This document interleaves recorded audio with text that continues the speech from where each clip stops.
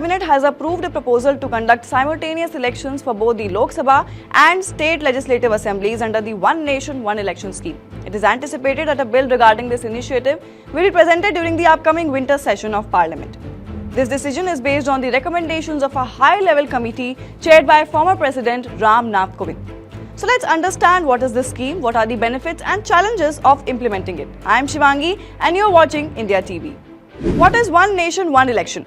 The central premise of One Nation, One Election is to synchronize the election cycles of the central and state governments, conducting them simultaneously every 5 years. This approach aims to minimize the frequency of elections, thereby saving both time as well as resources.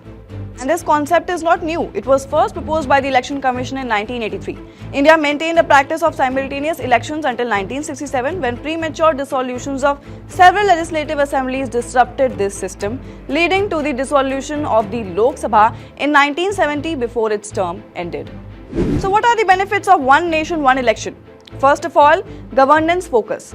Frequent elections can divert attention from governance to campaigning. Simultaneous elections would enable governments to prioritize policy implementation as well as administration. Cost and resource efficiency. The financial implications of holding frequent elections have escalated dramatically. For example, the inaugural general elections in 1951 and 52 cost around Rs 11 crore, while the 2019 elections reached an estimated Rs 60,000 crore. Therefore, One Nation, One Election could substantially cut these costs and optimize resource allocation, particularly for law enforcement. Mitigating political corruption. The pressure for continuous fundraising during frequent elections can breed corruption.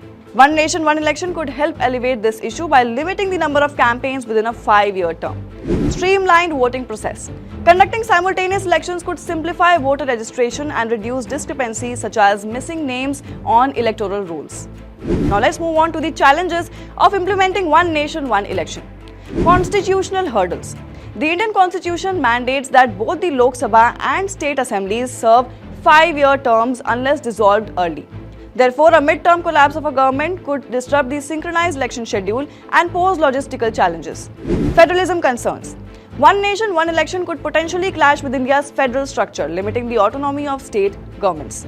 The Law Commission has raised questions about the feasibility of simultaneous elections within the current constitutional framework. Logistical issues. Implementing One Nation, One Election would demand extensive resources, including a sufficient supply of electronic voting machines and trained personnel. Democratic representation. Regular elections provide voters with opportunities to express their opinions, holding governments accountable. However, One Nation, One Election might diminish this capacity, leading to less frequent feedback from constituents. Risk of single-party dominance.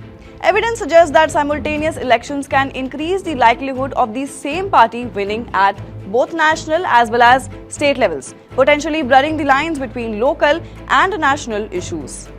Therefore, for One Nation, One Election to be successfully implemented, a broad consensus among political parties and state governments is essential. Constitutional amendments will likely be necessary to legitimize the synchronized election process as well.